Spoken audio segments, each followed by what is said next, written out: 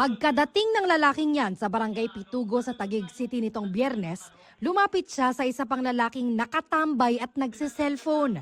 Maya-maya, bigla niya itong sinabuyan ng gasolina sa kasinilaban.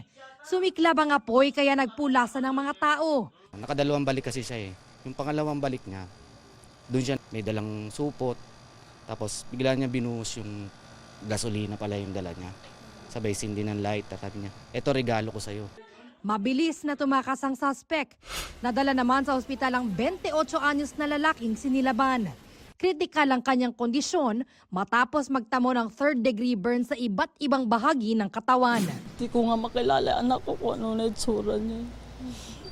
Ang layo. Hindi okay anak ko. Hindi makatao yung ginawa niya eh. Grabe yung ano ng anak ko. Hindi ko halos patingin. Grabe talaga yung ginawa niya sa anak ko.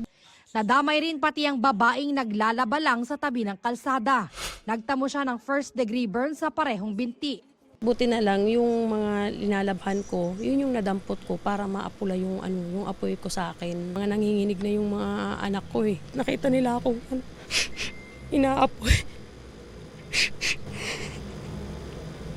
Sa tingin ng ina ng lalaking biktima, selos ang motibo sa krimen. Pinagbantaan na raw kamakailan ng suspect ang kanyang anak. Lahat namang tao dito, pinagsisilosan lang niya naman po, hindi lang po anak ko. May mga pagbabanta siyang hindi maganda. Sabi niya, humanda ka, di pa rin kayo tumitigil. Yun ang sinabi. Inabangan niya po sa trabaho ng anak ko. Dati na raw nagkausap ang dalawang kampo sa barangay kung saan humingi ng tawad ang suspect.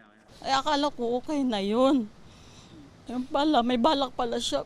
Ayon sa barangay Pitugo, may umiiral na barangay protection order laban sa suspect dahil umano sa pananakit sa kanyang asawa. Andun na yung verbal abuse, lahat na physical, pati psychological abuse na rin sa misis niya.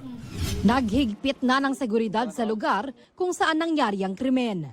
Magmula nung nangyari yan, yung mga kapitbahay na karoon ng trauma, kung yung pinagsesolosan ay nasabuyan ay what more, baka daw yung mga bahay nila, baka sabuyan din, gawa nga ng light materials. Posibleng maharap sa reklamong frustrated murder at physical injuries ang suspect na nananatiling at large. Para sa GMA Integrated News, Bea Pinlac ang inyong saksi. Mga kapuso, maging una sa saksi.